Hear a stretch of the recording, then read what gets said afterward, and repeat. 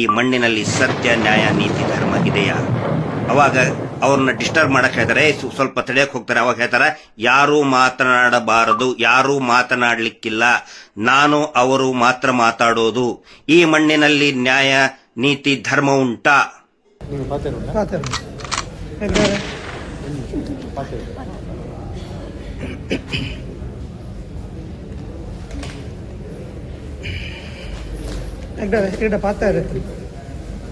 ఈడ పాతారెత్తను ఈ మన్నుడు సత్య ధర్మ న్యాయ నీతి ఉండా ఏర్ల పాతారెచ్చి ఎన్లార్ల పాతారు ఈ మన్నుడు ಸತ್ಯ ನ್ಯಾಯ ನೀತಿ ಧರ್ಮ ಉಂಡ ಮುಂದೇ ಪಾತಾರೆ ಅನ್ 10 ವರ್ಷ ದುಮ್ಮಲಕ್ಕೆ ಏನಿತ್ತು ಅಲ್ಪ ಬತ್ತದು ಗೊತ್ತುಂಡ ನೆನಪುಂಡದೆ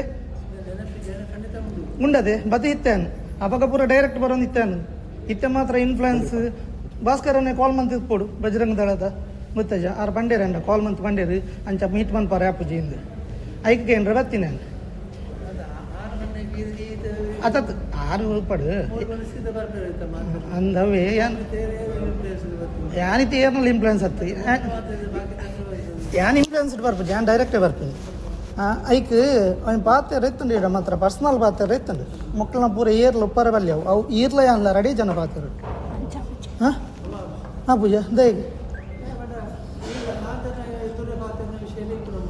ಹಾವು ಎದುರೇ ಪಾತ್ರನ ಹಾವು ಪಾತ್ರ ಎಂಜ ಬಂಡಗ ಈರು ನಿಕ್ಲ ವಂಶಗ್ ವಯಸ್ಸದು ಕೊಡ್ದಿತ್ತಿನ ಕೆಲಸ ಕಾರ್ಯ ಮೂಲು ಧರ್ಮಸ್ಥಳ ಧರ್ಮ ನ್ಯಾಯ ತೂವಾರೆ ಅಂದದ ಬರ್ಮಣ್ಣ ಹೆಗಡೆ ಪಂಜುರ್ಲಿ ಅಂದದ ಅವು ಕೆಲಸ ಪೂರ ಈರು ಮಂತೊಂದುಲ್ಲಾರು ಅವು ಹೆಂಗೆ ಗೊತ್ತುಂಡು ಈರು ಮಂತೊಂದುಲ್ಲಾರು ಏತು ಪೂರ ಆತನು ಗೊತ್ತುಂಡು ಆದು ಪನಗ ಈರ್ನ ಎಲ್ಲಂಜಿ ಹುಷಾರಿಜ್ಜ ಯಾನ್ಲಾರ್ಲ ಪಾತಿರೊಂದುಲ್ಲಾರ ಬೊಕ್ಕದ ಎಲ್ಲಂಜಿ ಶಿವರಾತ್ರಿಗೆ ಈರು ಈ ಜಾಗೆ ಬುಡ್ದು ಕೊರೋಡು ಓ ಧರ್ಮಾಧಿಕಾರಿದ ಪಟ್ಟ ಬುಡ್ದು ಕೊರೋಡು ಗೊತ್ತಾಣದೆ ಒಂಜಿ ದೇವಸ್ಥಾನ ದಾಯಕ ಬಂಡ ಈರ್ನ ಕೈಟುಂಡು ಬಂಡ ಇಡೀ ದೇಶದ ದೇವಸ್ಥಾನ ಪೂರ ಗೌರ್ಮೆಂಟ್ ಉಂಡು ಅವಳು ಬೋದು ಕೇಂದ್ರ ಆಪುಜಿ ಈ ಮಣ್ಣು ಉಪ್ಪುನ ಒಂದೇ ಧರ್ಮಸ್ಥಳ ಈರ್ನ ಅಧಿಕಾರ ಮುಗಿಂಡು ಇರೇಡ್ದು ಬೊಕ್ಕ ಈರ್ನ ಜೋಕ್ಲೆಗಿಂದ ಇತ್ತನ ಈರೆಗ ಆಂಜೋಕ್ಲು ಆತು ಅಂದದೆ ಬೊಕ್ಕ ಈರ್ನ ನಡವಳಿ ಆನಗನೇ ಈರ್ನ ಪ್ರಾಣ ಪೋಡಿತ್ತಂಡು ನಡವಳಿ ಆಯಿ ಬೊಕ್ಕ ಏನ್ಲಾರ್ಲ ಬಾತಿರು ನಡವಳಿ ಆನಗ 14 ವರ್ಷ ಬರೋ ನಡವಳಿ ಹಾಕೊಂಡು ಅಪ್ಪಗ ಈರ್ನ ಒಂದು ಪೋಡಿತ್ತಂಡು ಆಂಡಲ ಉಂತದಿತ್ತಂಡು ದಯಪನ್ನಗ ಎಂಗು ಗುರುನ ಅನುಗ್ರಹ ಅದು ಒಂತೆ ಪೂರ ಕರೆಕ್ಟ್ ಆತಂಡು ಬೊಕ್ಕಲ ಅಂಚಲ ಇತ್ತಂಡ 1.5 ವರ್ಷದ ದುಂಬು ಕದ್ರಿ ಮಂಜುನಾಥ ಮೂಲ ಅಡೆಗೆ ಬೈಕ್ ಪೋತೀನಿ ಯಾನೆ ಒಡೆಗೆ ಮಂಜುನಾಥನ ಎದುರು ಮುಟ ಬೈಕ್ ಕೊನೋದು ಗುಂಡದ ಉಲೈ ಪೋನಾಗ ಬಾಕಿಲ್ ಪಾಡಿಯರ್ ಬಂಡದು ಅಣ್ಣಪ್ಪ ಪಂಜುರ್ಲಿನ ಮಿತ್ತು ಉಲೈಪೋದು ಮಿತ್ತುಲಾಗಿದಿನ ಯಾನೆ ಗೊತ್ತಾಡದೆ ಒಂಜಿ ಕೇಸ್ ಇಜ್ಜಿ ಯಾಪಲ ಮೂಲ ಬತ್ತದು ಉಲೈ ಬಿಟ್ಟು ಜನ ಲಡೆ ಮನ್ಪೆ 1,20,000 ಬತ್ತದು ಆಫೀಸ್ ಇಡದು ಅರ್ತದೆ ಗ್ಲಾಸ್ ಆಂಡ್ ಒಂಜಿ ಕೇಸ್ ಇಜ್ಜಿ 5 ವರ್ಷದ ದುಂಬು SP ದಬೋದು ಕಂಪ್ಲೇಂಟ್ ಕೊಡ್ತೆ ದೇವಸ್ಥಾನ ಬಂದು ಅನ್ಪೋಡೊಂದು ಆಕಲೆ ನಾನು ಇಂಚ ತುಯ್ಯರು ಒಯ್ಕ್ಲ ಕಾಲಾಯ ತಸ್ಮೈ ನಮಃ ಓಲು ಸತ್ಯ ಧರ್ಮ ಉಪ್ಪುಂಡ ಅವಳು ಅಣ್ಣಪ್ಪ ಪಂಜುರ್ಲಿಲೊಪ್ಪೆ ಮಂಜುನಾಥಲೊಪ್ಪೆ ಆಯನ ಎದುರುಬಾರ್ದು ಏರ್ಲೆಜ್ಜಿ ಗೊತ್ತಾಡದೆ ಒಂದು ಶಿವರಾತ್ರಿ ಉಲಯ ಆವೋಡು ಇರಗ ಅಂಚಲ ಡೌಟ್ ಇತ್ತಂಡ ಎಲ್ಲಂಜಿ ಸಂಕ್ರಾಂತಿ ದಾನಿ ಅಣ್ಣಪ್ಪ ಪಂಜುರ್ಲಿನ ಕೋಲ ಮನ್ಪಾಗ ಅವಳು ಯಾನೆ ಬರ್ಪೆ ಆಯ್ಡನೆ ಕೇನ್ಗ ಆವತ್ತ ತೀರ್ಮಾನ ಅವಳೆ ಕೊರ್ಕನ ಹಾಂ ಆಂಡದೆ ಏರೆಗೆ ಅಡ್ಡಬೋದು ಯಾನು ಮಂಜುನಾಥ ಮಾತ್ರ ಅಡ್ಡಬೋದು ಬೊಕ್ಕ ಏರೆಗಳ ಅಡ್ಡಬೋಡ್ಜಿ. ಎಲ್ರಿಗೂ ನಮಸ್ತೆ, ನಾನು ನಿಮ್ಮ ಗಿರೀಶ್ ಮಟ್ಟಣ್ಣವರ. ಇದು ಬೆಳಕಲ್ಲ ದರ್ಶನ. ತಾವೆಲ್ಲರೂ ಕೂಡ ಈ ಟ್ಯಾಗ್ ಲೈನ್ ಅನ್ನ ಕೇಳಿರ್ತೀರಿ. ಕನ್ನಡದ ಇಡೀ ದೇಶದ ಜಗತ್ತಿನ ಗಮನ ಸೆಳೆದಂತ ಅತ್ಯಂತ ಜನಪ್ರಿಯ ಕನ್ನಡ ಚಲನಚಿತ್ರ ಕಾಂತಾರಾದ ಫೇಮಸ್ ಟ್ಯಾಗ್ ಲೈನ್ ಇದು ಬೆಳಕಲ್ಲ ದರ್ಶನ ಅನ್ನುವಂತಹ ದೈವದ ನುಡಿ. ಬಹುಶಃ ಇದೇ ರೀತಿಯಾದಂತಹ ದೈವದ ನುಡಿಯೇ ಹೇಳುವಂತಹ ಒಂದು ಘಟನೆ ಶ್ರೀ ಕ್ಷೇತ್ರ ಧರ್ಮಸ್ಥಳದಲ್ಲಿ ನಡೆದಿದೆ. ಅದು ಎಲ್ಲಿ? ಆ ಶ್ರೀ ಕ್ಷೇತ್ರದ ಮುಖ್ಯಸ್ಥರು ಅನ್ನಿಸಿಕೊಳ್ಳುವಂತಹ ಬೀಡಿನ ಮನೆಯಲ್ಲಿ ಅವರ ಕಣ್ಣೆದುರಿಗೇನೆ ಒಬ್ಬ ವ್ಯಕ್ತಿ ಬಂದು ನೇರ ಪ್ರಶ್ನೆ ಮಾಡ್ತಾರೆ. ನೇರ ಕೆಲವು ಪ್ರಶ್ನೆಗಳನ್ನ ಕೇಳ್ತಾರೆ. ನೇರ ಅವರ ಅನಿಸಿಕೆಗಳನ್ನ ದಿಟ್ಟವಾಗಿ ಹೇಳ್ತಾರೆ. ಬಹುಶಃ ತಾವೆಲ್ಲರೂ ಕೂಡ ಆ ವಿಡಿಯೋವನ್ನ ನೋಡಿರಬಹುದು.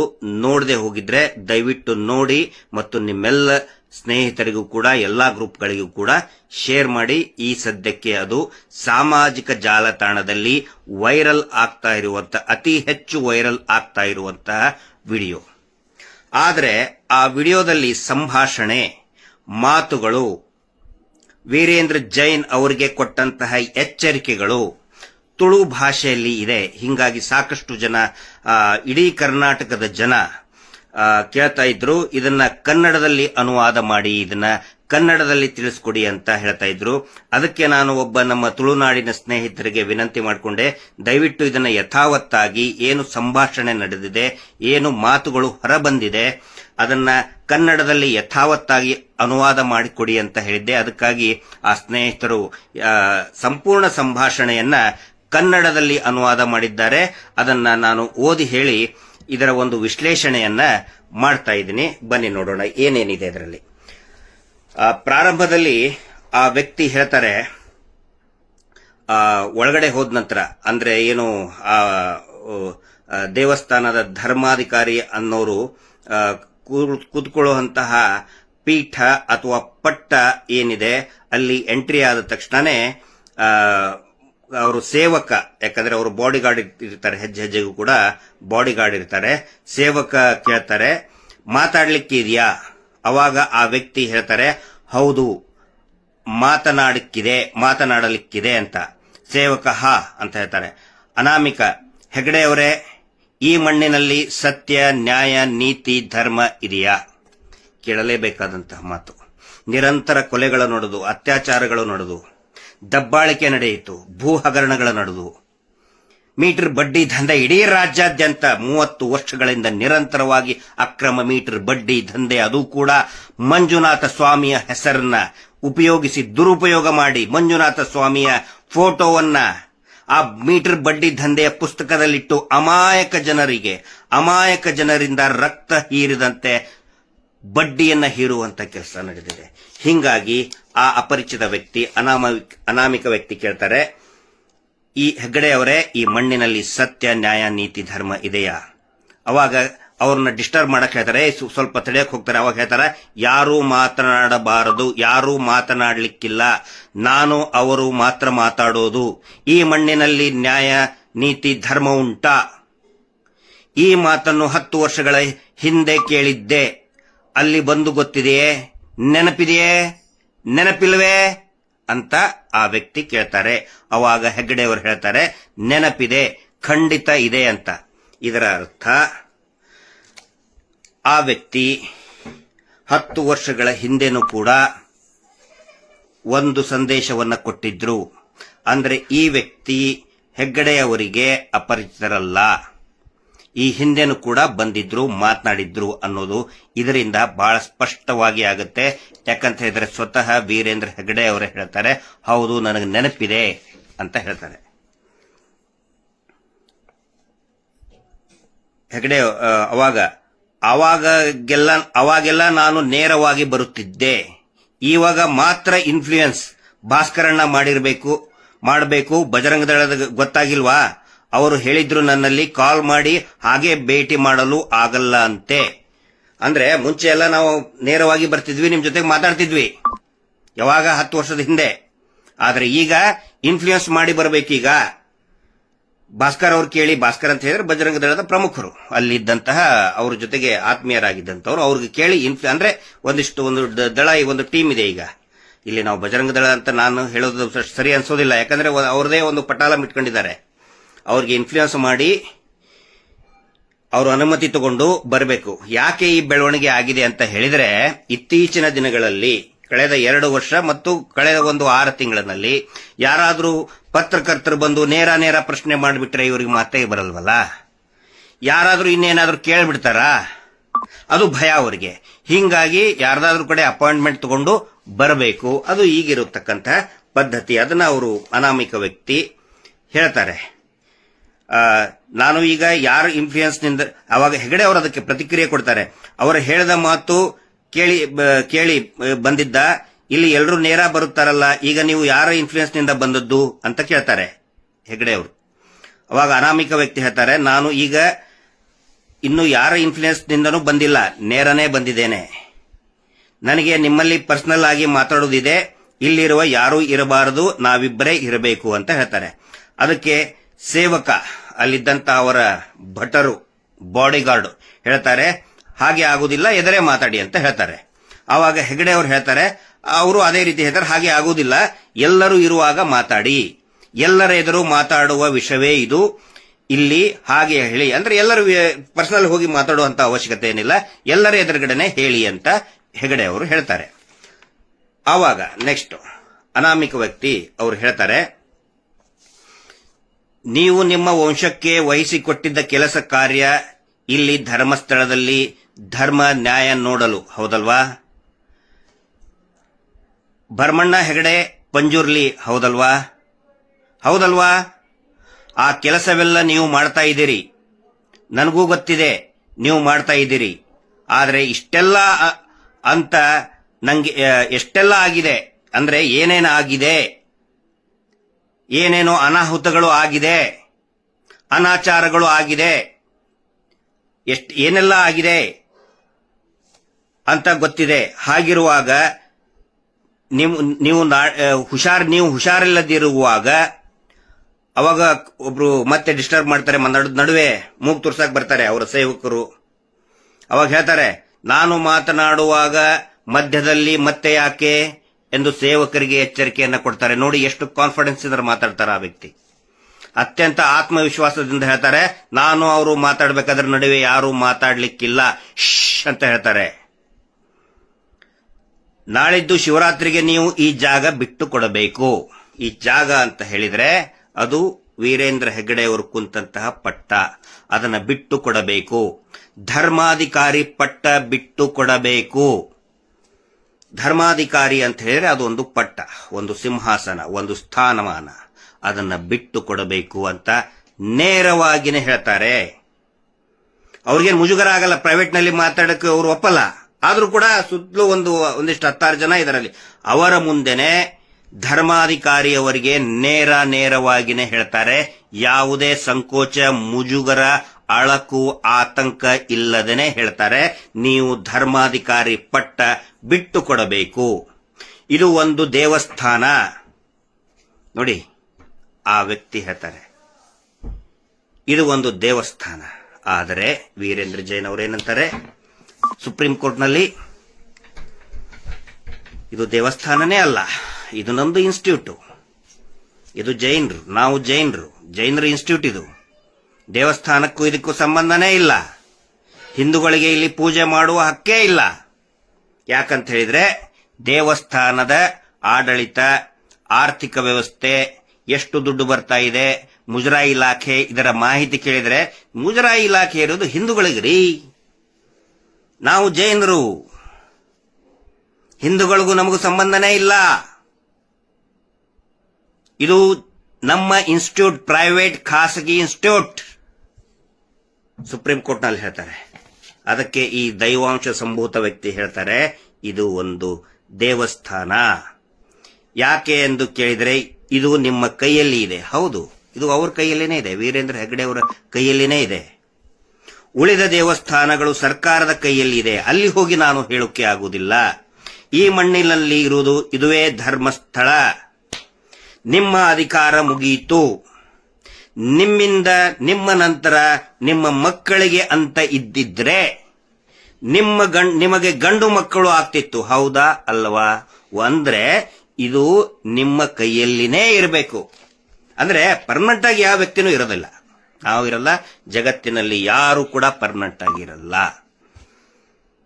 ಇದು ನಂತರನೂ ಕೂಡ ನಿಮ್ಮ ವಂಶಸ್ಥರಿಗೇ ಇರಬೇಕು ಅಂತ ಹೇಳಿದ್ರೆ, ಅದು ದೈವದ ನಿರ್ಧಾರ ಆಗಿದ್ರೆ ನಿಮಗೆ ಗಂಡು ಮಕ್ಕಳು ಆಗ್ತಾ ಇದ್ದಲ್ಲ, ಆಗಲ್ಲ ಅಂದ್ರೆ ನಿಮ್ಮ ಕೈಯಲ್ಲಿ ಇರಬಾರ್ದು ಅಂತ ಅರ್ಥದಲ್ಲಿ ಅವರು ಹೇಳಿದ್ದಾರೆ. ಆನಂತರ ಅವತ್ತೇ ನಿಮ್ಮ ನಡವಳಿ ಆಗುವಾಗಲೇ ನಿಮ್ಮ ಪ್ರಾಣ ಹೋಗಬೇಕಿತ್ತು. ನಡಾವಳಿ ಅಂತ ಹೇಳಿದ್ರೆ ಬಹುಶಃ ಪಟ್ಟಕ್ಕೆ ಏರುವಾಗ ಅದೇನೋ ಒಂದು ಪ್ರಕ್ರಿಯೆ ಇರ್ತದೆ, ಅದಕ್ಕೆ ನಡಾವಳಿ ಅಂತ ಕರೀತಾರೆ. ನಡಾವಳಿ ಆದ ಬಳಿಕ ಮತ್ತೆ ಯಾರೋ ಮಾತಾಡ್ತಾರೆ, ನಾನು ಮತ್ತು ಅವರು ಮಾತನಾಡುವುದು ಅಂದ್ರೆ ಮತ್ತೆಲ್ಲರಿಗೂ ಆ ವ್ಯಕ್ತಿ ಹೇಳ್ತಾರೆ, ಧೈರ್ಯದಿಂದ ಹೇಳ್ತಾರೆ, ಬೇರೆ ಯಾರು ಕೂಡ ಇದರಲ್ಲಿ ಬಾಯಿ ಹಾಕಬೇಡಿ ಅಂತ ಹೇಳ್ತಾರೆ.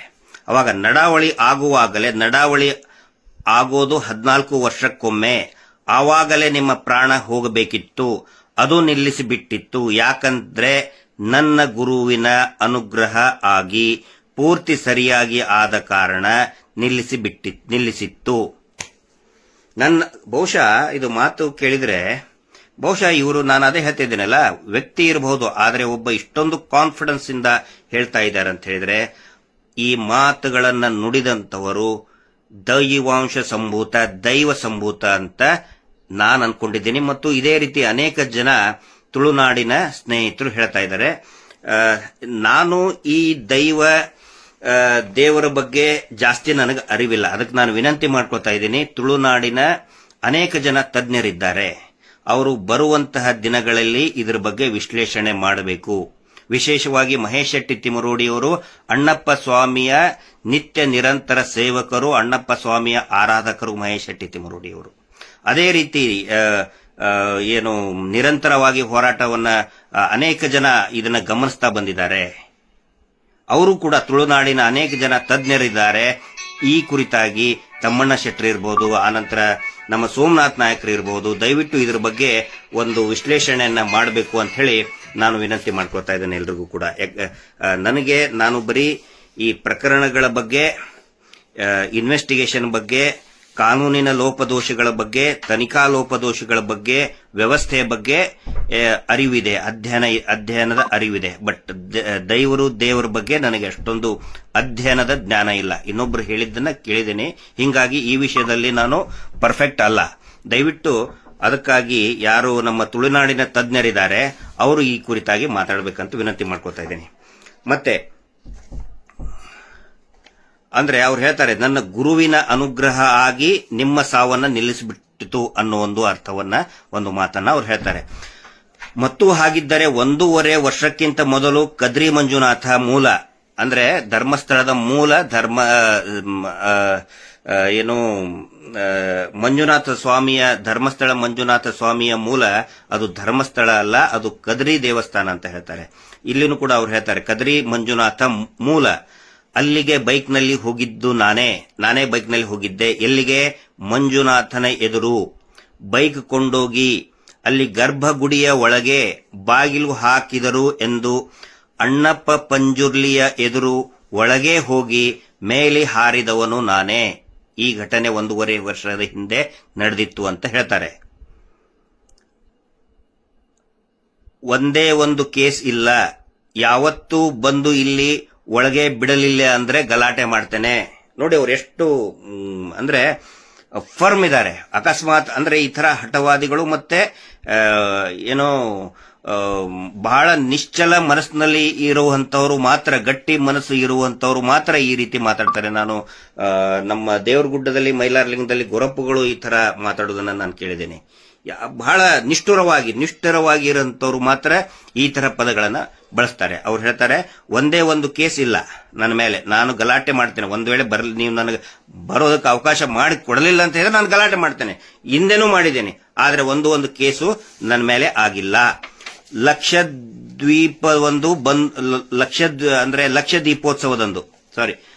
ದೀಪೋತ್ಸವದಂದು ಬಂದು ಆಫೀಸಲ್ಲಿ ಗ್ಲಾಸ್ ಒಡೆದು ಹಾಕಿದ್ದೇನೆ. ಆಫೀಸ್ ಒಳಗಡೆ ಬಂದು ನಾನು ಗ್ಲಾಸ್ ಒಡೆದು ಹಾಕಿದ್ದೇನೆ, ಆದ್ರೂ ಒಂದೇ ಒಂದು ಕೇಸ್ ಇಲ್ಲ. 5 ವರ್ಷದ ಹಿಂದೆ SP ಯಲ್ಲಿ ಹೋಗಿ ಕಂಪ್ಲೇಂಟ್ ಕೊಟ್ಟಿದ್ದೇನೆ, ದೇವಸ್ಥಾನ ಬಂದ್ ಮಾಡಬೇಕು ಅಂತ. ಆದ್ರೆ ಅವರು ನನ್ನನ್ನು ಹೀಗೆ ನೋಡಿದರು. ಇಲ್ಲಿ ದೇವಸ್ಥಾನ ಬಂದ್ ಮಾಡದಂದ್ರೆ ಇವ್ರೇನೋ ಹಾಳು ಮಾಡೋಕಂತಲ್ಲ.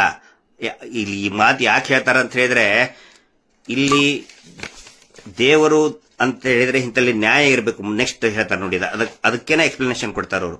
ಯಾವುದಕ್ಕೂ ಕಾಲಾಯ ತಸ್ಮೈ ನಮಃ, ಪ್ರತಿಯೊಂದಕ್ಕೂ ಕೂಡ ಕಾಲವೇ ಉತ್ತರ ಕೊಡುತ್ತದೆ. ಎಲ್ಲಿ ಸತ್ಯ ಧರ್ಮ ಇರುತ್ತೋ ಅಲ್ಲಿ ಅಣ್ಣಪ್ಪ ಪಂಜುರ್ಲಿಯೂ ಇರುತ್ತಾನೆ, ಮಂಜುನಾಥನು ಇರುತ್ತಾನೆ. ಅವನನ್ನು ಎದರು ಹಾಕಿ ಯಾರೂ ಇಲ್ಲ. ಗೊತ್ತಾಯ್ತಲ್ವಾ? ನೋಡಿ, ಅಂದ್ರೆ ದೇವಸ್ಥಾನ ಅವರು ಮತ್ತಿನ್ನು ಬೇರೆ ಬೇರೆ ರೀತಿ ಇವರು ಅಪಪ್ರಚಾರ ಮಾಡಬಹುದು, ದೇವಸ್ಥಾನ ಬಂದ್ ಮಾಡಕ್ ಬಂದ್ರು ಅಂತೇಳಿ ಅಲ್ಲ. ಇಲ್ಲಿ ಮಂಜುನಾಥ ಎಲ್ಲಿ ಧರ್ಮ ಸತ್ಯ ಇದೆ ಅಲ್ಲಿ ಮಂಜುನಾಥ ಇರ್ತಾನೆ, ಆದ್ರೆ ಇಲ್ಲಿ ಧರ್ಮ ಸತ್ಯ ಅನ್ನೋದು ಇಲ್ವೇ ಇಲ್ಲಲ್ಲ. ಅದರ ಸಲುವಾಗಿ ಆ ಮಾತನ್ನ ಹೇಳ್ತಾರೆ ಅವರು. ಇಂದು ಶಿವರಾತ್ರಿಯ ಒಳಗೆ ಆಗಬೇಕು. ನಿಮಗೆ ಹಾಗೇನಾದ್ರೂ ಡೌಟ್ ಇದ್ರೆ ನಾಳಿದ್ದು ಸಂಕ್ರಾಂತಿ ಎಂದು ಅಣ್ಣಪ್ಪ ಪಂಜುರ್ಲಿಗೆ ನೇಮ ಕೋಲ ಮಾಡಿಸುವ. ಅಂದು ಕೂಡ ನಾನೇ ಬರ್ತೇನೆ. ನಿಮಗೇನಾದ್ರೂ ಡೌಟ್ ಇದ್ರೆ ಅಂದ್ರೆ ಶಿವರಾತ್ರಿಯ ಒಳಗಡೆನೆ ನೀವು ಪಟ್ಟ ಬಿಟ್ಟುಕೊಡಬೇಕು. ಸ್ಟಾರ್ಟಿಂಗ್ ಹೇಳಿದಾರಲ್ಲ, ಶಿವರಾತ್ರಿಯ ಒಳಗಡೆನೆ ನೀವು ಪಟ್ಟವನ್ನ ಬಿಟ್ಟುಕೊಡಬೇಕು, ಶಿವರಾತ್ರಿಯ ಒಳಗೆ ಆಗಬೇಕು. ನಿಮಗೆ ಹಾಗೇನಾದ್ರೂ ಡೌಟ್ ಇದ್ರೆ ನಾಳಿದ್ದು ಸಂಕ್ರಾಂತಿ ಎಂದು ಅಣ್ಣಪ್ಪ ಪಂಜುರ್ಲಿಗೆ ನೇಮ ಕೋಲ ಮಾಡಿಸುವ. ಅಂದು ಕೂಡ ನಾನೇ ಬರುತ್ತೇನೆ. ಅವನಲ್ಲಿಯೇ ಕೇಳುವ, ತೀರ್ಮಾನ ಅಲ್ಲಿಯೇ ಕೊಡುವ. ಆಯ್ತಲ್ವಾ? ನೋಡಿ ಎಷ್ಟು ಪರ್ಫೆಕ್ಟ್ ಆಗಿ, ಎಷ್ಟು ಆತ್ಮವಿಶ್ವಾಸದಿಂದ ಹೇಳ್ತಾ ಇದ್ದಾರೆ. ಅದಕ್ಕೆ ನಾನು ಅವರನ್ನ ದೈವಾಂಶ ಸಂಭೂತ ಅಂತ ಹೇಳುದು. ಇದರಲ್ಲಿ ಅವರು ಪದೇ ಪದೇ ಹೇಳ್ತಾರೆ, ಈ ಮಣ್ಣಿನಲ್ಲಿ ಸತ್ಯ ನ್ಯಾಯ ಉಂಟಾ. ಎಲ್ರಿಗೂ ಕೂಡ ಗೊತ್ತಾಗಿದೆ ಕಳೆದ ಸೌಜನ್ಯ ಪ್ರಕರಣದ ನಂತರ. ಅದರ ಮುಂಚೆನೂ ಕೂಡ ಸಾಕಷ್ಟು ಹೋರಾಟಗಳು ಆಗಿತ್ತು. ಅನೇಕರಿಗೆ ಗೊತ್ತಿತ್ತು ಇಲ್ಲಿ ಸತ್ಯ ಧರ್ಮ ನಿಂತು ಹೋಗಿದೆ. ಯಾಕಂತ ಹೇಳಿದ್ರೆ ನಿರಂತರ ಅತ್ಯಾಚಾರ, ನಿರಂತರ ಕೊಲೆಗಳು. ಇವ್ರೇನ್ ಮಾಡ್ತಾ ಬಂದ್ರು ನೋಡಿ. ಧರ್ಮಸ್ಥಳದಿಂದ ಇವರು ಬೆಳ್ತಂಗಡಿಗೆ ಹೋಗಬೇಕಾದ್ರೆ ಧರ್ಮಾಧಿಕಾರಿಗಳು ಅವರ ಕಾರಿನಲ್ಲಿ ಅವರೇ ಡ್ರೈವ್ ಮಾಡ್ಕೊಂಡು ಹೋಗಬೇಕಾದ್ರೆ, ಮುಂಚಿನ ದಿನಗಳಲ್ಲಿ ಅವರ ಒಂದು ಪ್ರಾಯದ ದಿನಗಳಲ್ಲಿ, ಅಡಲ್ಟ್ಹುಡ್ ಅಲ್ಲಿ ಕಾರ್ ಡ್ರೈವಿಂಗ್ ಮಾಡ್ಕೊಂಡು ಹೋಗಬೇಕಾದ್ರೆ ಅವರ ಕಾರನ್ನ ಯಾರಾದರೂ ಓವರ್ಟೇಕ್ ಮಾಡಿದರೆ ಆ ಕಾರನ್ನ ಅಲ್ಲೇ ರಸ್ತೆಯಲ್ಲಿ ಅಡ್ಡಗಟ್ಟಿ ಆ ಡ್ರೈವರನ್ನ ಹಿಗ್ಗಾಮುಗ್ಗ ಥಳಿಸ್ತಾ ಇದ್ರು. ಯಾಕಂತ ಹೇಳಿದ್ರೆ ಅವನು ಮಾಡಿದ್ದ ತಪ್ಪೇನು ಅಂತ ಹೇಳಿದ್ರೆ ಇವರ ಕಾರನ್ನ ಓವರ್ಟೇಕ್ ಮಾಡಿದ್ದು ಅವನು ಮಾಡಿದಂತ ತಪ್ಪು, ಅಪರಾಧ. ಯಾಕಂತ ಹೇಳಿದ್ರೆ ಇವರೇ ದೇವರನ್ನ ಓವರ್ಟೇಕ್ ಮಾಡುದ ಅಂತ ಹೇಳಿ ನೂರಾರು ಜನರ ಕೊಲೆಗಳಾದವು, ಅತ್ಯಾಚಾರಗಳಾದವು. ಆದರೆ ಯಾವುದನ್ನು ಕೂಡ ಹೊರಗಡೆ ಬರುವುದಕ್ಕೆ ಬಿಡಲಿಲ್ಲ. ನಿರಂತರ ದಬ್ಬಾಳಿಕೆ ಆಯಿತು, ಭೂಕಬಳಿಕೆ ಆಯಿತು. ಅಷ್ಟೇ ಅಲ್ಲ, ಯಾರ್ಯಾರು ಪ್ರಶ್ನೆ ಮಾಡಿದ್ದಾರೆ ಅವರು ಎಲ್ಲರನ್ನೂ ಕೂಡ ಶೋಷಣೆ ಮಾಡಿ ಅವರ ವಿರುದ್ಧನೇ ಅಪಪ್ರಚಾರ ಮಾಡೋದು.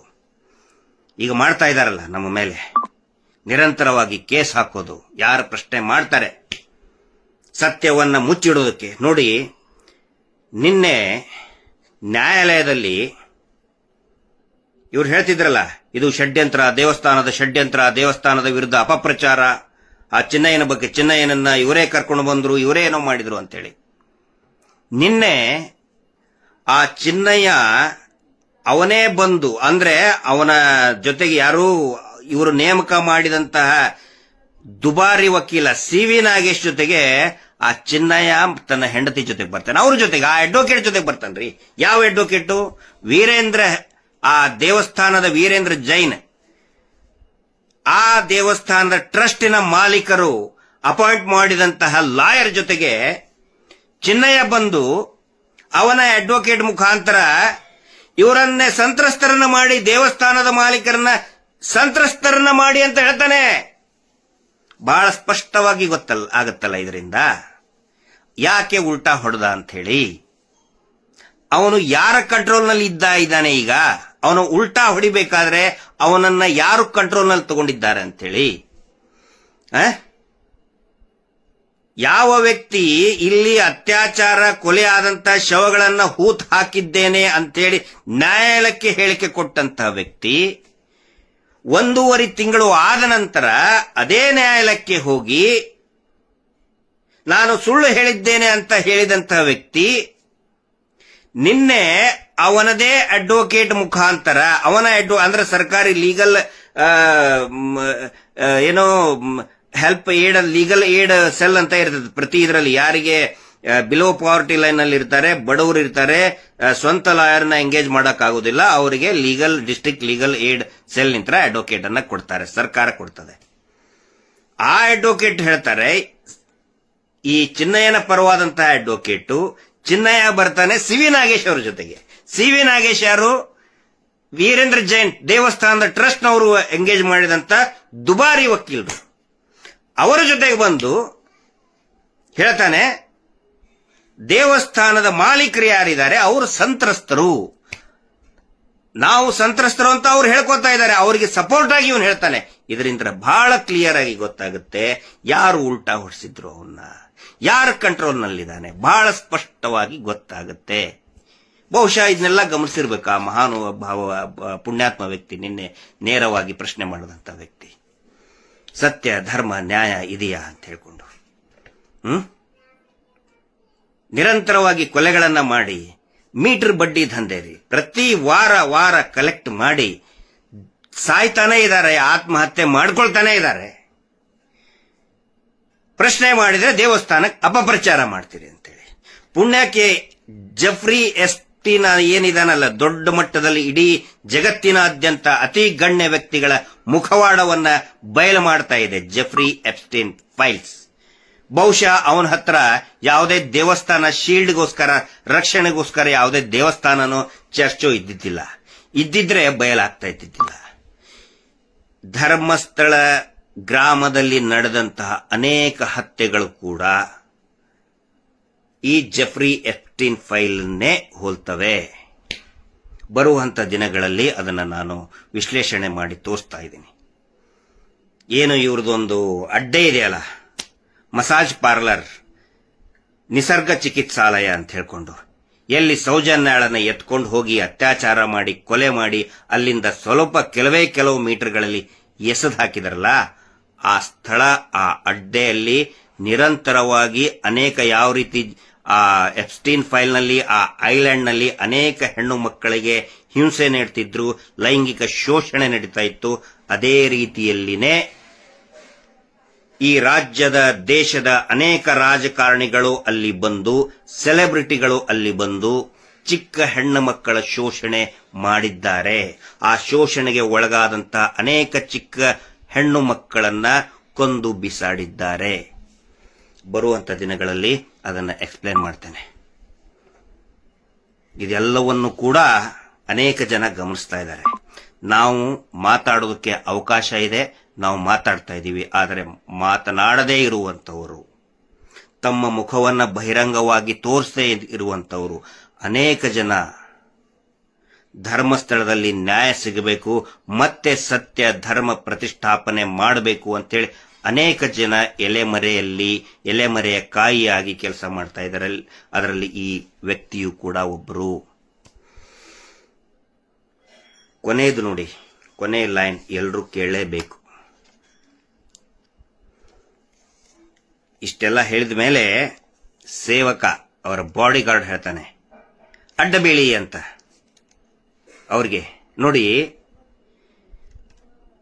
ನಾನು ಯಾಕೆ ಈ ವ್ಯಕ್ತಿಯನ್ನ ಈ ಧರ್ಮಾಧಿಕಾರಿ ಅಂತ ಅನಿಸ್ಕೊಳ್ತಾರಲ್ಲ, ನಕಲಿ ದೇವಮಾನವ ಅಂತ ಹೇಳ್ತೀನಿ ಅಂತ ಹೇಳಿದ್ರೆ ಇದಕ್ಕೆ. ಯಾವುದೇ ಸನಾತನ ಧರ್ಮದ ವ್ಯಕ್ತಿ, ಸನಾತನ ಧರ್ಮದಲ್ಲಿರುವಂತಹ ಅಥವಾ ಯಾವುದೇ ಧರ್ಮದ ಧರ್ಮಗುರು ಬಲವಂತವಾಗಿ ಅಡ್ಡಬೀಳಿ, ಕಾಲಬೀಳಿ, ಕಾಲ ಸೇವೆ ಮಾಡಿ, ಕಾಲ ಪೂಜೆ ಮಾಡಿ ಯಾರೂ ಬಲವಂತವಾಗಿ ಹೇಳುವುದಿಲ್ಲ. ಆದರೆ ಇಲ್ಲಿ ನಡ್ಕೊಂಡು ಬಂದಂತಹ ಪದ್ಧತಿ ಏನಂತ ಹೇಳಿದ್ರೆ, ಅಲ್ಲಿ ಬಂದಂತವ್ರಿಗೆ ಬಲವಂತವಾಗಿ ಹೇಳ್ತಾರೆ, ನೀವು ಅಡ್ಡ ಬೀಳಿ, ಅವ್ರ ಕಾಲು ಬೀಳಿ, ನಮಸ್ಕಾರ ಮಾಡಿ, ಅವ್ರ ಕಪ್ಪು ಕಾಣಿಕೆ, ಅವ್ರಿಗೆ ಆ ಕಾಣಿಕೆ ಕೊಡಿ, ಈ ಕಾಣಿಕೆ ಕೊಡಿ. ಅದಕ್ಕೆ ನಾನು ಹೇಳೋದು, ಇವರು ನಕಲಿ ದೇವಮಾನವ. ನಿಜವಾದ ದೇವಮಾನವ ಆದಂತಹ, ನಡೆದಾಡುವ ದೇವರು ಆದಂತಹ ಶಿವಕುಮಾರ ಸ್ವಾಮಿಗಳು ಯಾವುದೇ ತುಮಕೂರಿನ ಸಿದ್ಧಗಂಗಾ ಸ್ವಾಮೀಜಿಗಳು ಯಾರಿಗೂ ಕಾಲು ಬಿಡಿ ಅಂತ ಹೇಳಿಲ್ಲ ರೀ. ಅವರು ಅವ್ರ ಬಾಡಿ ಗಾರ್ಡ್ ಇಟ್ಕೊಂಡಿಲ್ಲ, ಸೇವಕರನ್ನ ಇಟ್ಕೊಳ್ಳಿಲ್ಲ. ಆ ಸೇವಕರು ಯಾವತ್ತಿಗೂ ಕೂಡ ಅಡ್ಡ ಬೀಳಿ ಹೇಳಲಿಲ್ಲ. ಆದ್ರೆ ಇಲ್ಲಿ ಅವನ ಸೇವಕ ಇವ್ರಿಗೆ ಹೇಳ್ತಾನೆ ಅಡ್ಡ ಬೀಳಿ ಅಂತ. ಪರ್ಫೆಕ್ಟ್ ಉತ್ತರ ಕೊಡ್ತಾರೆ. ಅವಾಗ ಇದಕ್ಕೆ ಏನಂತ ಹೇಳ್ತಾರೆ, ಯಾರಿಗೆ ಅಡ್ಡ ಬೀಳಬೇಕು? ನಾನು ಮಂಜುನಾಥನಿಗೆ ಮಾತ್ರ ಅಡ್ಡ ಬೀಳೋದು, ಬೇರೆ ಯಾರಿಗೂ ಅಡ್ಡ ಬೀಳುವುದಿಲ್ಲ. ನೋಡಿ, ಈ ಮಾತಿನಿಂದ ನಮಗೆ ಅರ್ಥ ಆಗಬೇಕು, ಈ ವ್ಯಕ್ತಿಯ ಅನಾಮಿಕ ವ್ಯಕ್ತಿ ಯಾರು ಇದ್ದಾರೆ ಸಾಮಾನ್ಯದವರಲ್ಲ. ಯಾಕಂತ ಹೇಳಿದ್ರೆ ಇದು ಅನಿರೀಕ್ಷಿತವಾದಂತಹ ಸನ್ನಿವೇಶ. ಅಡ್ಡ ಬೀಳಿ ಅಂತ ಹೇಳಿದ್ರೆ ತಕ್ಕನೆ ಹೇಳ್ತಾರ ಅವರು. ಯಾರಿಗೆ ಅಡ್ಡ ಬೀಳೋದು? ನಾನು ಮಂಜುನಾಥ ಸ್ವಾಮಿಗೆ ಮಾತ್ರ ಅಡ್ಡ ಬೀಳ್ತೇನೆ. ಇದರಿಂದ ಇನ್ನೂ ಒಂದು ಸತ್ಯ ನಮ್ಗೆ ಗೊತ್ತಿತ್ತು, ಆದ್ರೆ ಜನರಿಗೆ ಗೊತ್ತಾಗಬೇಕು ಅಂತ ನಾನು ಹೇಳ್ತಾ ಇದ್ದೀನಿ. ವಿಶೇಷವಾಗಿ ನಮ್ಮ ಉತ್ತರ ಕರ್ನಾಟಕ ಮತ್ತು ಹಳೆ ಮೈಸೂರು ಭಾಗದವರು, ಉತ್ತರ ಕರ್ನಾಟಕದವರು ಬಹಳ ಮುಗ್ಧರು. ಏನ್ ಹೇಳ್ಕೊಂಡು ಬಂದ್ರೆ ಇವರು ಕಳೆದ 50 ವರ್ಷದಿಂದ, ಅನೇಕ ದಶಕಗಳಿಂದ ಇವರೇ ನಡೆದಾಡುವ ಮಂಜುನಾಥ, ಇವರೇ ಮಾತನಾಡುವ ಮಂಜುನಾಥ, ಮಂಜುನಾಥ ಸ್ವಾಮಿ ಇವರದೇ ರೂಪದಲ್ಲಿ ಬಂದು ಆಶೀರ್ವಾದ ಮಾಡ್ತಾನೆ. ಇವ್ರು ಹೇಳಿದ್ದನೇ ನ್ಯಾಯ, ಇವ್ರು ಹೇಳಿದ್ದೇ ಸತ್ಯ, ಇವರೇ ನ್ಯಾಯಾಲಯ, ಇವರೇ ನ್ಯಾಯಾಲಯಕ್ಕಿಂತ ದೊಡ್ಡವರು, ಇವರೇ ಸಂವಿಧಾನಕ್ಕಿಂತ ದೊಡ್ಡವರು ಅಂತ ಹೇಳಿ ಹೇಳಿ ಜನರನ್ನ ಮಂಗ ಮಾಡಿ ಯಾರಾದ್ರೂ ದೂರು ಕೊಡಕ್ ಹೋದ್ರೆ ದೂರು ಕೊಡಬಾರದು. ನೀವು ನಡೆದಾಡುವ ಮಂಜುನಾಥನ ಆದೇಶ ಆಗಿದೆ, ದೇವಸ್ಥಾನಕ್ಕೆ ಅಪಪ್ರಚಾರ ಆಗಿದೆ, ಕಾಣೆ ಆದ್ರೆ ದೂರು ಕೊಡಬಾರದು, ಕೊಲೆ ಆದ್ರೆ ದೂರು ಕೊಡಬಾರದು, ಅತ್ಯಾಚಾರ ಆದ್ರೆ ದೂರು ಕೊಡಬಾರದು. ದೂರು ಕೊಟ್ರೆ ವಾಕಿಂಗ್ ಮಂಜುನಾಥ, ಟಾಕಿಂಗ್ ಮಂಜುನಾಥ ಸಿಟ್ಟಾಗ್ತಾನೆ ಅಂತ ಹೇಳಿ ಹೆದರ್ಸಿ ಹುಚ್ಚರನ್ನ ಮಾಡಿ ಜನರನ್ನ ಮರಳ ಮಾಡಿ ಮಂಗ ಮಾಡಿ, ಅದು ಯಾರನ್ನ? ಭಕ್ತರೇ, ದೇವಸ್ಥಾನವನ್ನು ನಂಬಿಕೊಂಡು ಬಂದಂತ ಭಕ್ತರನ್ನೇ ಮೂರ್ಖರನ್ನಾಗಿ ಮಾಡಿದ್ರು. ಏನಂತ? ನಾನೇ ಮಂಜುನಾಥ, ಟಾಕಿಂಗ್ ಮಂಜುನಾಥನು ನಾನೇ, ವಾಕಿಂಗ್ ಮಂಜುನಾಥನು ನಾನೇ. ಅದಕ್ಕೆ ಇವ್ರು ಹೇಳ್ತಾರಲ್ಲ, ಮಂಜುನಾಥ ಬೇರೆ, ಮಂಜುನಾಥ ಸ್ವಾಮಿ ಬೇರೆ, ಈ ವ್ಯಕ್ತಿ ಅಲ್ಲ ಅನ್ನುವ ಅರ್ಥದಲ್ಲಿ ನಾನು ಇವ್ರಿಗೆ ಯಾಕೆ ಕಾಲು ಬೀಳಬೇಕು ಅಂತ ಬರೋಬ್ಬರಿ ಉತ್ತರ ಕೊಟ್ಟಿದ್ದಾರೆ. ಅದಕ್ಕೆ ಹೇಳೋದು, ಎಷ್ಟೇ ಬಾಯಿ ಮುಚ್ಚಾಕ್ ನೋಡಿದ್ರು ಒಂದು ಗಮನಿಸಿ, ಇದರಲ್ಲಿ ನಾನು ಗಮನಿಸಿದ್ದು ನಿಮ್ಮ ಮುಂದೆ ಹೇಳ್ತಾ ಇದ್ದೀನಿ, ನೀವು ಗಮನಿಸಿರ್ತೀರಿ. ಒಂದು ವೇಳೆ ಇವರ ಮನಸ್ಸಿನಲ್ಲಿ ಇವರು ಸಂತ್ರಸ್ತರು, ನಾವೇನೋ ಅಪಪ್ರಚಾರ ಮಾಡಿ ಇವ್ರನ್ನ ಹಾಳು ಮಾಡಿಬಿಟ್ಟಿದ್ದೀವಿ ಅಂತ ಹೇಳಿದ್ರೆ ಏನಾಗ್ತಿತ್ತು ಹೇಳಿ? ಇವ್ರ ತಲೆಯಲ್ಲಿ ಹಂಗೆ ನಿಜವಾಗ್ಲೂ ಅವರು ಸಂತ್ರಸ್ತರೇ ಆಗಿದ್ರೆ ಹೇಳಬೇಕಾಗಿತ್ತಲ್ಲ, ನಾವು ಸಂತ್ರಸ್ತರು ರೀ, ನಾವು ಸಂತ್ರಸ್ತರು. ಕೋರ್ಟಲ್ಲಿ ನಿನ್ನೆನೆ ಹೇಳಿದಾರಲ್ಲ, ಅಷ್ಟು ಲಾಸ್ ಆಯ್ತು, ಫೈನಾನ್ಷಿಯಲಿ ಲಾಸ್ ಆಯ್ತು ನಮಗೆ, ಭಕ್ತರು ಬರ್ತಾ ಇಲ್ಲ. ಭಕ್ತರು ಬರದೇ ಇರೋದಕ್ಕೂ ಲಾಸಿಗೆ ಏನ್ರಿ ಹೇಳಿ? ಭಕ್ತರು ಬಂದ್ರೆ ಹುಂಡಿಗೆ ದುಡ್ಡು ಹಾಕ್ತಾರೆ, ಹುಂಡಿಗೆ ದುಡ್ಡಿಲ್ಲ, ಹಿಂಗಾಗಿ ಫೈನಾನ್ಷಿಯಲ್ ಲಾಸ್ ಅಂತ ಹೇಳ್ತಾರೆ ಅಡ್ವೊಕೇಟ್ ಮುಖಾಂತರ. ಇಲ್ಲಿ ಹೇಳಬೇಕಾಗಿತ್ತು ನೋಡಿ, ಯಾವತ್ತಿಗೂ ಕೂಡ ಅನಿರೀಕ್ಷಿತವಾಗಿ ಸನ್ನಿವೇಶಗಳು ಎದುರಾದಾಗ, ಅನ್ಎಕ್ಸ್ಪೆಕ್ಟೆಡ್ ಆಗಿ ಈ ತರ ಮಾತುಗಳು ಬಂದಾಗ ಮನಸ್ಸಿನಲ್ಲಿ ನಿಜಾನೇ ಬರ್ತದೆ. ಇವ್ರು ಹೇಳಬಹುದಾಗಿತ್ತಲ್ಲ, ವೀರೇಂದ್ರ ಜೈನ್ ನಡೆದಾಡುವ ದೇವರು ಅಂತ ತಿಳ್ಕೊಂಡವ್ರು ಪಟ್ಟದಲ್ಲಿ ಕುಂತಾಗ ಹೇಳಬಹುದಾಗಿತ್ತಲ್ಲ, ನಮ್ಮ ಮೇಲೆ ಸುಳ್ಳು ಅಪಪ್ರಚಾರ ಮಾಡ್ತಾ ಇದ್ದಾರೆ ಹೇಳಬಹುದಾಗಿತ್ತು. ಒಂದೇ ಒಂದು ಮಾತು ಬರಲಿಲ್ಲ. ಯಾಕಂತ ಹೇಳಿದ್ರೆ ಅವರ ಮನಸ್ಸಿನಲ್ಲಿನೂ ಕೂಡ ಅಳುಕು ತಳುಕು ಹಾಕ್ತಾ ಇದೆ. ಹಿಂಗಾಗಿ ಅವ್ರು ಹೇಳಿದ್ದಕ್ಕೆಲ್ಲ ಹೌದು ಹೌದು ಅಂತ ಹೇಳ್ಕೊಂಡು ಸುಮ್ಮನೆ ಕೂತ್ಕೊಂಡ್ರು. ಅವ್ರು ಹೇಳ್ತಾರೆ, ಬನ್ನಿ ಭೂತಕೋಲಕ್ಕೆ ನಾನೇ ಬರ್ತೀನಿ ಅಂತ ಹೇಳಿದ್ದಾರೆ, ನಾನೇ ಬರ್ತೀನಿ ಅಂತ ಹೇಳಿದ್ದಾರೆ. ನಾವು ಎಷ್ಟೋ ಸಾರಿ ಹೇಳಿದ್ದೇವೆ, ಕರೀರಿ ನಮ್ಮನ್ನು, ನಾವು ಏನು ಹೇಳಬೇಕು ಅದನ್ನು ಹೇಳ್ತೇವೆ. ಇವರೇ ಕೊಲೆಗಡಕರು, ಇದೇ ಕುಟುಂಬದವರೇ ಕೊಲೆಗಡಕರು. ಅಷ್ಟೇ ಅಲ್ಲ, ಪ್ಯಾರಾನಾಯ್ಡ್ ಸೆಕ್ಷುವಲ್ ಹಂಟರ್ಸ್, ಸೆಕ್ಷುವಲ್ ಪ್ರಿಡೇಟರ್ಸ್ ಇವರು, ಇವರ ತಮ್ಮ, ಇವರ ತಮ್ಮನ ಮಕ್ಕಳು. ಖಂಡಿತ ಹೇಳ್ತೇವೆ, ದೈವದ ಮುಂದೆ ನಿಂತ್ಕೊಂಡು ಹೇಳಿಯೇ ಹೇಳ್ತೀವಿ. ಇವರು ಬಂದು ಹೇಳಿ, ನನ್ನ ತಮ್ಮ, ನನ್ನ ತಮ್ಮನ ಮಗ ಸಾಚ ಸತ್ಯ ಹರಿಶ್ಚಂದ್ರ ಅಂತ ಹೇಳಿ. ಯಾಕೆ ಮಾಡಕ್ಕಾಗ್ತಾ ಇಲ್ಲ? ಧರ್ಮಸ್ಥಳ ದೇವಸ್ಥಾನದ ವೈಶಿಷ್ಟ್ಯತೆ ಅದಲ್ವಾ? ಕೋರ್ಟು ಕಚೇರಿ ಅವಶ್ಯಕತೆ ಇಲ್ಲ ಅಲ್ವಾ? ದೈವದ ಮುಂದೆ ನಿಂತು ಹೇಳಿದ್ರೆ ಆಯ್ತಲ್ವಾ? ನಾವು ರೆಡಿ ಇದ್ದೇವೆ. ಇವತ್ತು ಆ ದೈವಾಂಶ ಸಂಭೂತ ವ್ಯಕ್ತಿಯೇ ಹೇಳಿದಾರಲ್ಲ, ನಾನು ಯಾಕೆ ಪದೇ ಪದೇ ಹೇಳ್ತಾ ಇದ್ದೇನೆ, ಅವರು ದೈವಾಂಶ ಸಂಭೂತ ವ್ಯಕ್ತಿಯೇ ಇರಬೇಕು. ಅವ್ರು ಯಾರು ಅಂತ ಗೊತ್ತಾಗಿಲ್ಲ ಇದುವರೆಗೂ, ಬಹುಶಃ ಇವತ್ತು ನಾಳೆ ಗೊತ್ತಾಗಬಹುದು ಅಂತ ಅನ್ಕೊಂಡಿದ್ದೀನಿ. ಆದರೆ ಸತ್ಯವನ್ನು ಮುಚ್ಚಿಡಕ್ಕಾಗಲ್ಲ. ನಾವೆಲ್ಲರೂ ಕೂಡ ಮಾನವರು. ಪದೇ ಪದೇ ನಾನು ಹೇಳ್ತಾ ಇರ್ತೇನೆ, ನಾವು ಬರೀ ಯಂತ್ರಗಳು ಮಾತ್ರ. ನಮ್ಮಿಂದನೇ ಹೋರಾಟ ನಡೀತಾ ಇದೆ, ನಾವೇ ಅಹಂಕಾರ ನಮ್ಮಲ್ಲಿ ಇಲ್ಲ. ಅಹಂಕಾರ ಇಟ್ಕೊಂಡು ಯಾರೂ ಇದರಲ್ಲಿ ಬರಬೇಡಿ. ನಮ್ಮ ಸೌಜನ್ಯ ಹೋರಾಟಗಾರರಿಗೆ ಹೇಳ್ತಾ ಇದ್ದೀನಿ ನಾನು, ಮಹೇಶ್ ಶೆಟ್ಟಿ ತಿಮರೋಡಿಯವರು ಯಾಕೆ ಈ ಹೋರಾಟದ ನಾಯಕತ್ವವನ್ನು ವಹಿಸಿಕೊಳ್ಳುವಂತ ಸೌಭಾಗ್ಯ ಬಂತು ಅಂತ ಹೇಳಿದ್ರೆ ಸತ್ಯನಿಷ್ಠವಾಗಿದ್ದಾರೆ. ಇಲ್ಲಿ ದುರಹಂಕಾರ ಇಟ್ಕೊಂಡು ಇನ್ನು ಕೆಲವೊಬ್ರು ಇತ್ತೀಚೆಗೆ ಸ್ಟಾರ್ಟ್ ಮಾಡಿದ್ದಾರೆ, ನಾನು ಹಾಳು ಮಾಡಿಬಿಡ್ತೀನಿ, ನನಗೆ ಅದನ್ನ ಮಾಡಿ ಇದನ್ನ ಮಾಡಿ, ಅದರಿಂದ ಇನ್ನು ಕೆಲವೊಬ್ರು ಸೌಜನ್ಯ ಹೋರಾಟಗಾರರು ಆತಂಕಕ್ಕೊಳಗೆ ಬಿಡ್ತಾರೆ, ಹಾಳು ಮಾಡಿಬಿಡ್ತಾರಂತೆ. ಒಂದು ತಿಳ್ಕೊಳ್ಳಿ, ಸೌಜನ್ಯ ಹೋರಾಟ ಮನುಷ್ಯರು ನಾವು ಕಟ್ಟಿದ್ದಲ್ಲ. ಆ ಒಂದು ಶಕ್ತಿ ನಮ್ಮನ್ನ ಕಾಪಾಡ್ತಾ ಇದೆ. ಆ ಶಕ್ತಿಯಿಂದ ಈ ಹೋರಾಟ ಕಟ್ಟಿತ್ತು. ಈ ಹೋರಾಟ ಹಾಳು ಮಾಡೋದಕ್ಕೆ ಯಾವನಿಂದನೂ ಯಾವ ವ್ಯಕ್ತಿಯಿಂದನೂ ಕೂಡ ಸಾಧ್ಯ ಇಲ್ಲ. ಆ ಒಂದು ಶಕ್ತಿ ದೇವರನ್ನ ನಂಬೋರು ದೇವರು ಅನ್ನಿ, ದೈವನವನ್ನ ನಂಬೋರು ದೈವ ಅಂತೇಳಿ, ಅಥವಾ ಪ್ರಕೃತಿ ಅಂತ ಹೇಳಿ, ಯಾರನ್ನೂ ನಂಬದೇ ಇರುವಂತಹ ನಾಸ್ತಿಕರು ಇದು ಮನುಷ್ಯನ ಪ್ರಯತ್ನವೇ ಅನ್ನಿ, ಏನಾದರೂ ಆಗಲಿ ಮನುಷ್ಯನ ಪ್ರಯತ್ನದಲ್ಲಿಯೂ ಕೂಡ ಆ ಶಕ್ತಿ ಇರ್ತದೆ. ಆ ಶಕ್ತಿ ಇದನ್ನ ಕಾಪಾಡ್ತಾ ಇದೆ. ಅದಕ್ಕೆ ನಿನ್ನೆ ಅಂದ್ರೆ ಇತ್ತೀಚಿನ ದಿನಗಳಲ್ಲಿ ಈ ವಿಡಿಯೋ ನೋಡಿದಾಗ ಆ ವ್ಯಕ್ತಿ ಹೇಳಿದ್ದು ನೆನಪಾಗ್ತದೆ. ಇದು ಬೆಳಕಲ್ಲ, ದರ್ಶನ, ದೌರ್ಜನ್ಯದ ದರ್ಶನ. ಅದು ನಿಲ್ಲಲೇಬೇಕು, ನಿಂತೇ ನಿಲ್ಲುತ್ತೆ. ದೈವ ಏನಾದರೂ ಕೊನೆಯ ಎಚ್ಚರಿಕೆ ಕೊಟ್ಟತಾ ಅದನ್ನ ನಾವು ಕಾದು ನೋಡೋಣ. ಹಂಗಂಥೇಳಿ ದೈವನೇ ಎಲ್ಲ ಮಾಡುತ್ತೆ ಅಂಥೇಳಿ ನಾವ್ಯಾರು ಕೂಡ ಸೋಮಾರಿಗಳ ಆಗೋದು ಬೇಡ.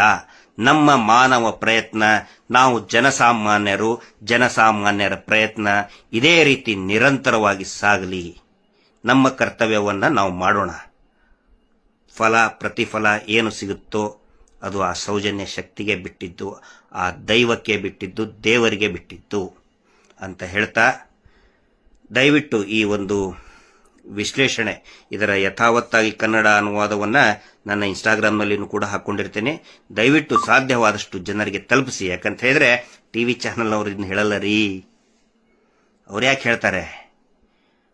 74 ಇವರು ಏನಾದರೂ ಈ ವ್ಯಕ್ತಿ ಇದು ಧರ್ಮಾಧಿಕಾರಿ ಅನ್ನೋರಿಗೆ ಧರ್ಮ ನಿಷ್ಠೆಯ ಒಂದು ಕರ್ತವ್ಯ ಪ್ರಜ್ಞೆ ಇದ್ರೆ ಒಂದೇ ಒಂದು ಮಾತು ಸೌಜನ್ಯಾಳ ಮನೆಗೆ ಹೋಗಿ ಸಾಂತ್ವನ ಹೇಳಲಿಲ್ಲ, ಪದ್ಮಲತಾ ಮನೆಗೆ ಹೇಳಿ ಹೋಗಲಿಲ್ಲ.